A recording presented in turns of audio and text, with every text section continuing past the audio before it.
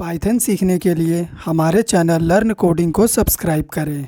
Python programming में आज का हमारा टॉपिक है सिंपल इनहेरिटेंस क्या होता है। ठीक है, सबसे पहले हम आपको बताएंगे ये क्या होता है, फिर इसका एक एग्जांपल प्रोग्राम भी हम डिस्कस करेंगे।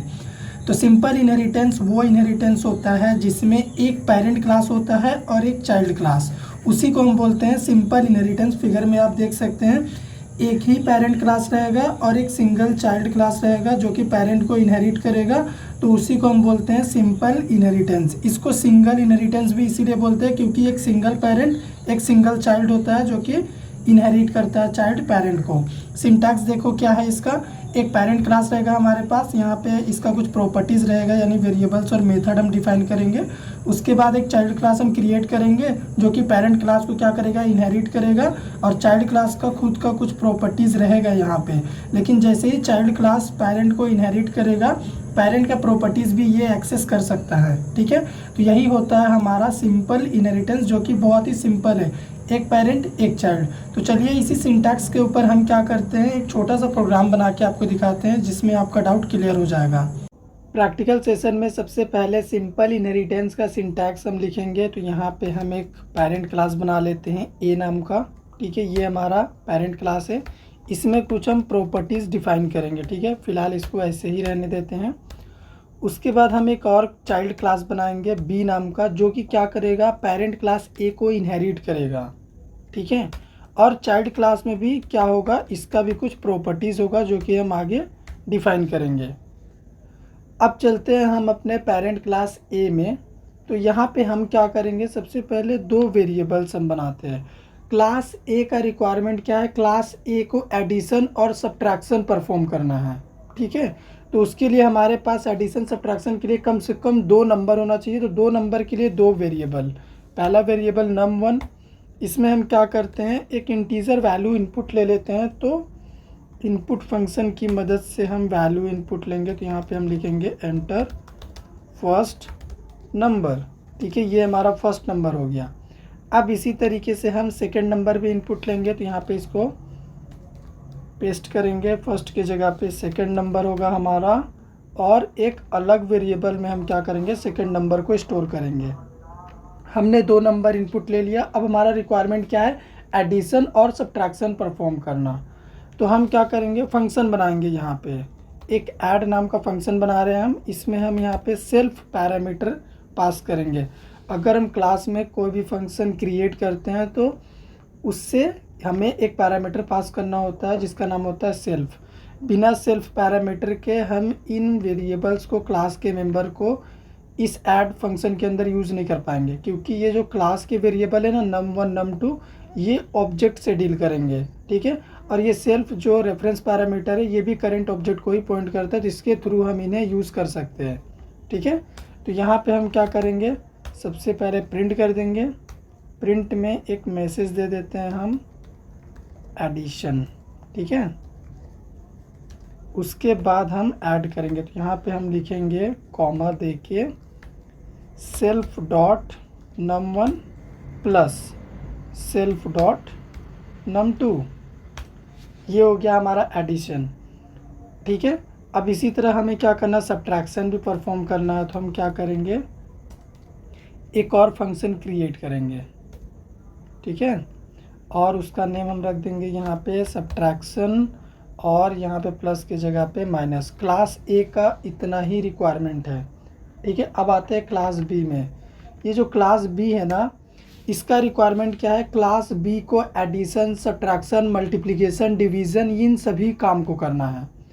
तो अब क्लास बी ना स्टार्टिंग से एडिशन सब्ट्रैक्शन का कोड क्लास ए की तरह लिखने के लिए नहीं जाएगा। ये क्या करेगा, क्लास ए में लिखे गए कोड को रीयूज़ करेगा, इसी को यूज़ कर लेगा। ठीक है, तो कैसे यूज़ करेगा, यहाँ पे जो पेरेंट क्लास को इनहेरिट किया हुआ, इसकी वजह से इन सभी चीज़ों को क्लास बी भी यूज़ कर सकता है। अब क्लास बी को मल्टीप्लिकेशन डिवीज़न ही परफॉर्म करना है, बाकी एडिशन सब्ट्रैक्शन उसको क्लास ए से मिल जाएगा। तो यहाँ पे हम क्या करेंगे, एक फंक्शन क्रिएट कर लेंगे मल्टीप्लिकेशन के लिए मल्टी, और इसको मल्टीप्लाई कर देंगे। उसी तरह से डिवीज़न ऑपरेशन भी हमें परफॉर्म करना है। तो हम क्या कर सकते हैं, डिवीज़न के लिए यहाँ पे डिव फंक्शन क्रिएट कर लेते हैं, और यहाँ पे नंबर को क्या करते हैं, डिवाइड कर देते हैं। ठीक है, ये हो गया क्लास बी का रिक्वायरमेंट भी। अगर आप रिमाइंडर भी कैलकुलेट करना चाहते हैं तो आप एक और फंक्शन बना लो। क्लास बी का मान लो रिक्वायरमेंट है रिमाइंडर का, तो यहाँ पे रिमाइंडर ऑपरेटर की मदद से आप वो काम भी कर सकते हैं। कीबोर्ड में रिमाइंडर ऑपरेटर मिला। ठीक है, अब चलते हैं हम ऑब्जेक्ट क्रिएट करते हैं। क्लास ए अपने ऑपरेशंस को परफॉर्म करने के लिए ऑब्जेक्ट चाहिए इसको, क्लास ए को। ठीक है, क्लास बी को भी चाहिए होगा। तो अगर मान लो हम क्लास ए का ऑब्जेक्ट क्रिएट करते हैं इस तरीके से, तो क्लास ए के ऑब्जेक्ट से हम क्या कर सकते हैं, हम सिर्फ एडिशन और सब्ट्रैक्शन ही परफॉर्म कर सकते हैं। ऐड फंक्शन कॉल होगा, उसके बाद सब्ट्रैक्ट फंक्शन कॉल होगा। ठीक है, यही दो फंक्शन हम कॉल कर सकते हैं क्लास ए के ऑब्जेक्ट से।